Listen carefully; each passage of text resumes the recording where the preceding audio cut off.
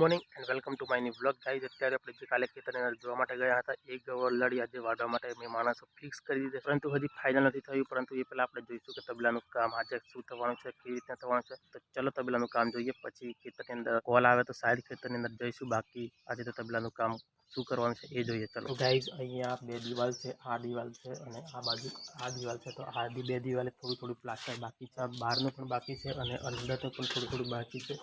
બાકી અહીંયા ગમણ ઓલરેડી ભરી દીધી છે કમ્પ્લીટ, એટલે હવે લેબર આવશે એટલે આને ખોલશે।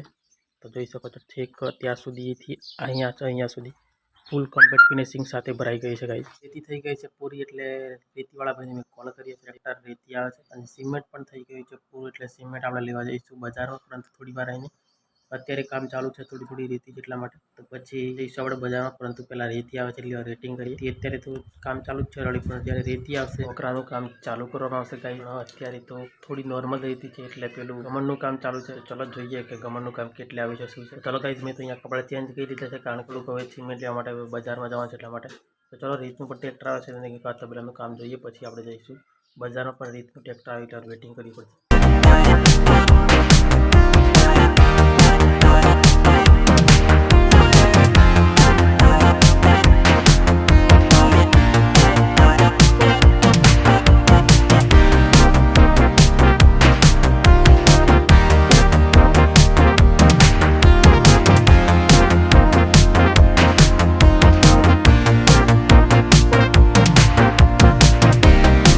ફાઇનલી રેતી આવી ગઈ છે, હાલ રેતી બહાર ખાલી કરાવી છે અને આજનું જે કામ છે આપણે કહીશું જે સવારે અહીંયા જે ગમણ હતી એ ગમણનું કામ ઓલરેડી પ્લેટો મારેલી હતી અને અત્યારે અહીંયા પ્લેટો ઉખેડીને પણ કામ ક્લિયર કરી દીધું છે, તમે જોઈ શકો છો।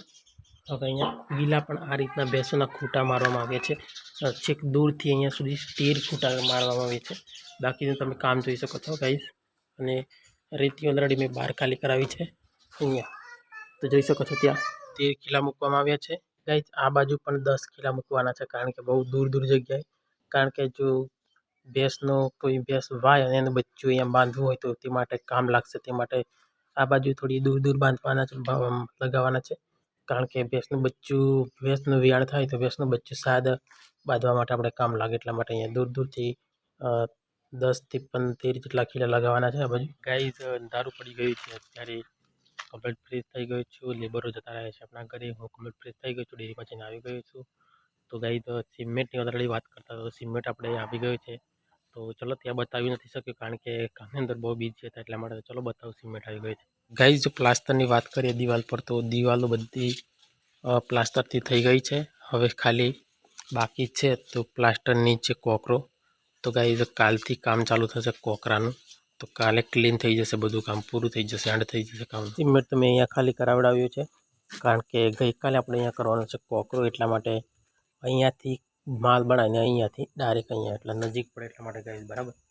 તો ચલો દોસ્તો, આજનો બ્લોગ આપણે અહીંયા પૂરો કરીએ છીએ અને કાલે આપણે નવા બ્લોગ સાથે મળશું। ત્યાં સુધી જો તમે ચેનલ પર ચેનલને સબસ્ક્રાઈબ કરી સાથે બેલ આઇકન પ્રેસ કરવાનું નહીં ભૂલતા। તો ચલો મિત્રો, કાલે આપણે ફરી નવા બ્લોગ સાથે મળશું, ત્યાર સુધી બાય ગાઈઝ।